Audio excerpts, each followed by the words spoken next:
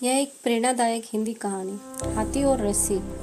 एक समय की बात है, एक व्यक्ति सर्कस में हाथियों के झुंड के पास से गुजर रहा था। उसने देखा कि विशाल हाथियों को केवल पतली रस्सियों से बांध रखा था। न तो वह किसी पिंजरे में थे और न ही किसी जंजीर से बंधे थे। यह देखकर व्यक्ति हैरान रह गया कि ये शक्तिशाली जीव उन पतली रस्सियों को तोड़कर भाग क्यों नहीं जाते। वह उत्सुकता पास खड़े ट्रेनर से पूछने लगा, इतने बड़े और ताकतवर हाथी इस पतली रस्सी से बंधे क्यों हैं? वे तो इसे आसानी से तोड़कर भाग सकते हैं। ट्रेनर ने मुस्कुराते हुए कहा, जब ये हाथी छोटे होते हैं तो हम इन्हें इसी पतली रस्सी से बांधते हैं।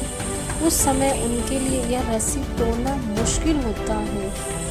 जैसे जैसे बड़े होते जाते हैं उनके मन में यह धारणा बन जाती है कि वे इस रस्सी को कभी नहीं तोड़ सकते, इसलिए वे कभी कोशिश नहीं करते हैं। वह व्यक्ति सोच में पड़ गया। हाथी अपनी शारीरिक ताकत से तो इस रस्सी को आसानी से तोड़ सकते थे, लेकिन उनकी मानसिकता ने इन्हें बांध रखा था।